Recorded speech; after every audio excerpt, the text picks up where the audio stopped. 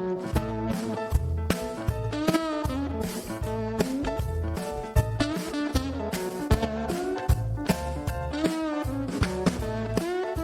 there, everybody. Hi there. Welcome to another Harley Carnes podcast, Harley on the Headlines. I gotta admit, I kind of like the music, Makes me smile in the mornings. That's kind of a good thing, I mean, I do these casts, and maybe you can help out by telling other people that it's here. Liking, subscribing, following, all make a difference, and, sometimes send somebody an email. If you like it. If you don't, it's okay, too. The House, including some Republicans, gave President Trump a symbolic slap on the wrist. They voted to block his sweeping tariffs against Canada. A couple of reasons. When tariffs are actually designed to level the playing field, they make sense to everyone, including Democrats, whether they want to admit it or not. These appeared somewhat petty and punitive and purely political. That violates America's fair play instinct. The legislation to block the Canada tariffs actually terminates the national emergency Trump declared that animated the tariffs in the first place. Now, I said it's symbolic, and here's why. If the Senate were to vote to do the same thing, President Trump would veto it, not even close to the votes to override it, so it won't happen. The tariffs on Canada will stay, and the politics will play itself out. Here's the actual issue, and here's what's true. The Trump tariff policy has worked very well in those cases where fair play or being tough when trading partners want to continue a lopsided arrangement is in play. Tariffs have not been a driver of inflation. In fact, inflation overall is down with Trump. Crime is down with Trump. Historic lows, all good. And here's the actual issue. Americans, certainly most of us, believe in fair play. They believe in equal opportunity based on your abilities and your merit. We don't believe in arbitrary sliding scales meant to try to equalize outcomes or try to force our actual real world to pretend to fit itself to some make-believe world. That part is not related to tariffs, really. That part is directly connected to how we feel about any of our elected leaders, from the president to the school board, or from baseball referees to judges in robes. To whatever extent those we have elected stop focusing on what's right and what's fair, we stop listening to them. That's why no one much pays attention to what Chuck Schumer says anymore, or AOC, or anyone on the far left. They don't speak American. They speak Marxist with an American accent.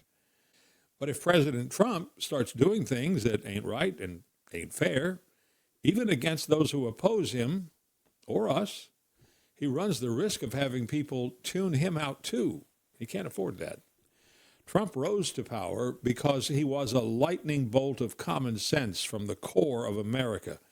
A former Democrat who became a Republican, a businessman and developer from outside of Washington who could see the swamp for what it is and who set out to do the impossible, drain it, and restore the principles that formed America. That sells. That generates legions of support.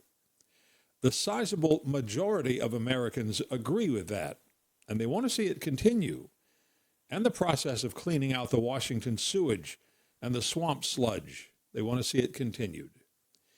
But it makes the nation a little uneasy to learn, and this is a little move aside, I guess, by digging and by nibbles, little tidbits, how deeply and how wide-ranging was the corruption and the rot that was Jeffrey Epstein's involvement in American social, political, and business affairs. It may very well be that Epstein was used by American puppet masters in 3 arenas. He was a wizard at working the financial system. He knew how to manipulate and protect the fortunes of hugely wealthy people, mostly men, the kind who float in the planet's economic stratosphere at places like Davos and New York and London. So this gave him a lot of access. He knew how to operate a small army of young women, just this side of hookers. Escorts, not exactly.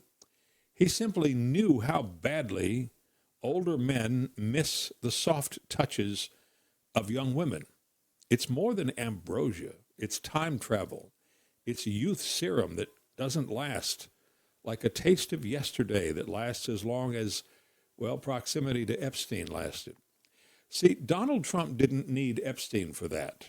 Trump knew Epstein, probably knew what he was about, but Trump has always been surrounded by beautiful women.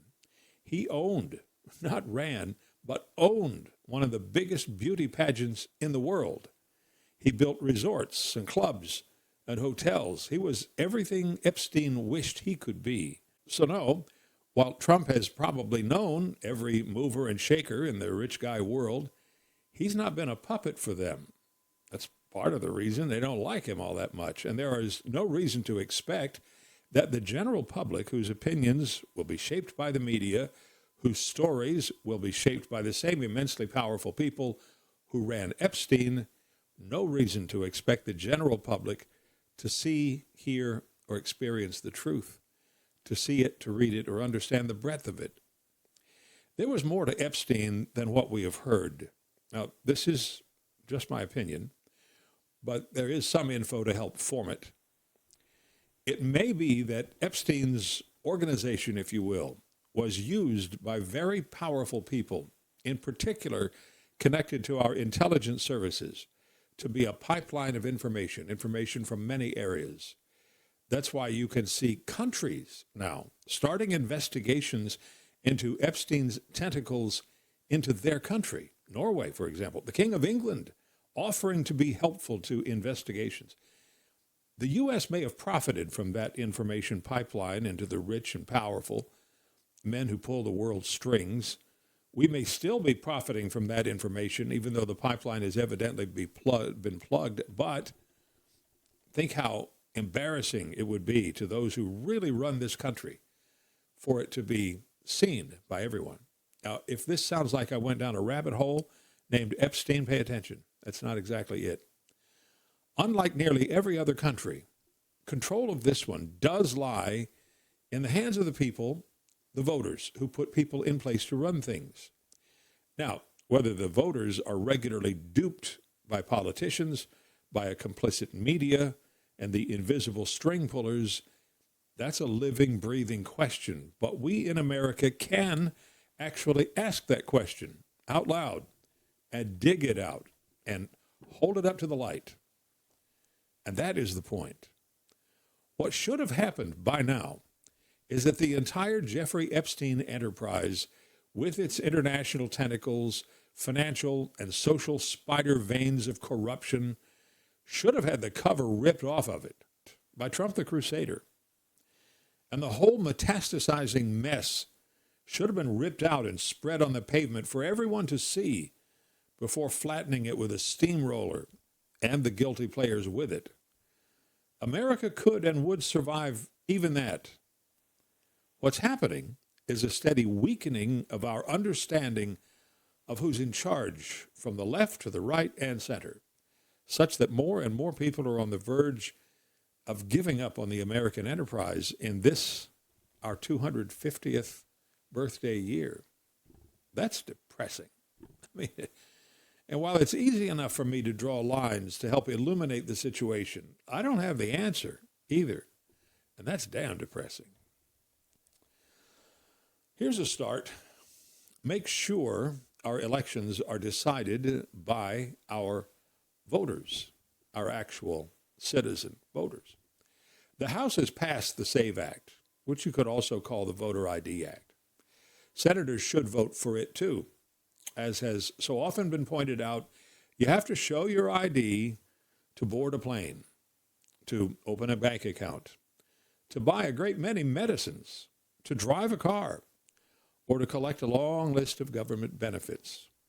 Now, here's one of the key points. You don't have to be a citizen to open a bank account, to buy many medicines, to drive a car, or get on a plane. But voting is one of the most important things we do, and it is reserved for citizens. It's how nations operate. So to vote, you should absolutely have to prove your citizenship. It's one of the only requirements that makes voting possible. that you be a citizen. That and your age, got to be old enough to make decisions about who should run things to vote, of course.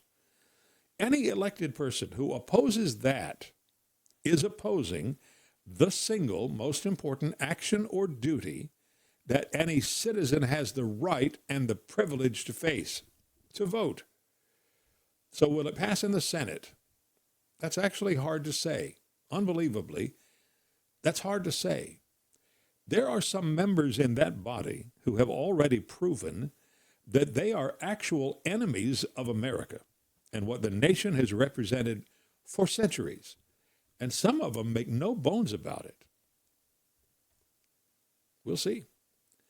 The polling company Gallup has made a decision of moment. No more surveys about presidential approval or disapproval. Not the regular polls that the news media likes because they love it when somebody gives them a press release. They don't have to do any work. Those survey results are not going away. They'll just show up in different forms as a quarterly report, a world poll, global research products, that sort of thing. But instead, for the public, Gallup says it'll measure how you feel about, as they put it, issues and conditions that shape people's lives. Now, that can be useful, right? It could be useful to you and me. It could be useful to the media, too. Doesn't mean polls on the popularity of presidents, Congress members, senators, and others will go away. Other survey outfits will surely continue to do exactly that. Here's another really big issue, and, the Congressional Budget Office is now saying what some of us have been saying for 20 years. Our political spending habits are going to be our ruination.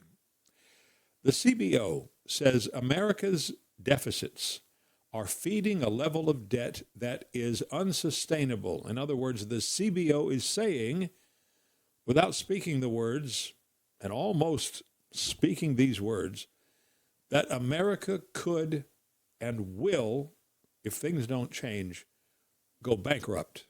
Finally, undeniably, and functionally broke, bankrupt, and unable to dig out. There's really only one way to prevent national ruin. Stop digging deeper the hole that we're already in. We're not standing on the edge of a hole looking down into it. We're down in the hole with shovels. And climbing out of the hole is problematic because it looks like shovels is all we brought with us. Let me translate. We have to stop spending more than we have. It's that simple. We have to cut and slash programs, including some politically sacred cows. Here's the problem. Our political class is populated by cowards, literally craven cowards, because they think, maybe they know, that making the spending changes that are actually necessary, not desirable, but necessary, might cost them their job. Here's what no one wants to say out loud. It may be that there's no way out of the hole because we lack the will to do it. But it's real. It's a very real threat, and it's going to happen to this country if we don't do something. I don't know. Do we get that? Everyone knows about Ebola virus, right? One of the worst things you can catch, period. Your veins and arteries start leaking and you bleed to death internally and externally. It's a rough way to go.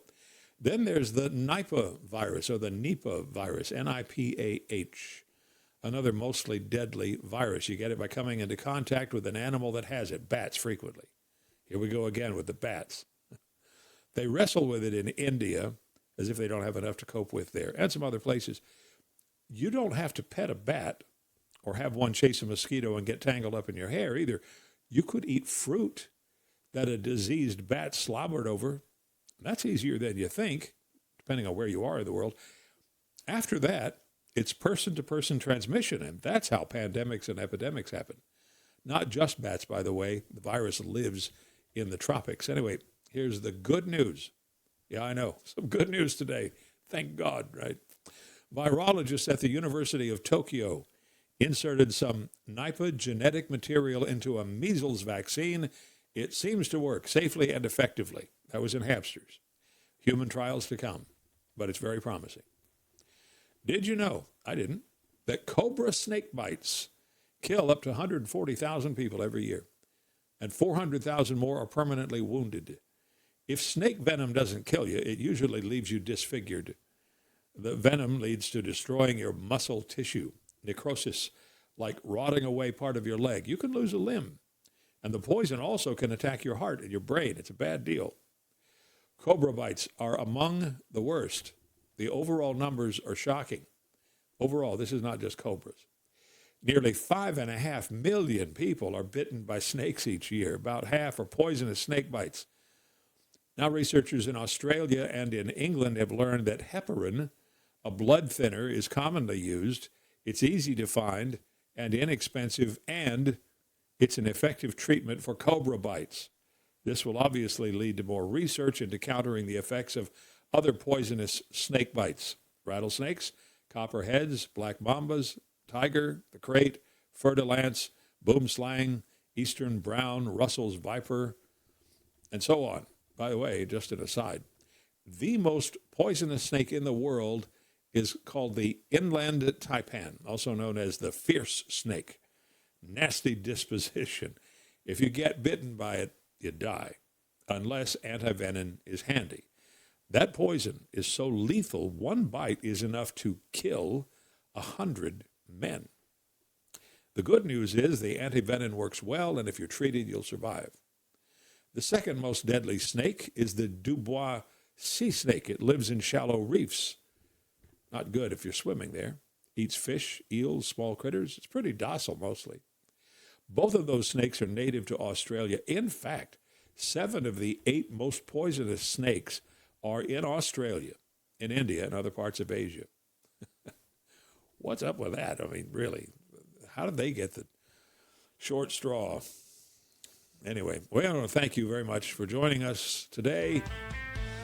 Harley on the headlines. Thank you for helping spread the good word that we're doing this.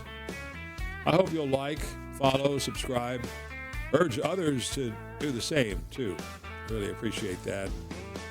Maybe get them to send an email. You know, if they tell 2 people, if they tell 2 people, they tell 2 people. I'm Harley Carnes. We'll talk again soon. And in the meantime, do me and yourself a really important favor. Be happy today. Make some good choices. And please fly safe.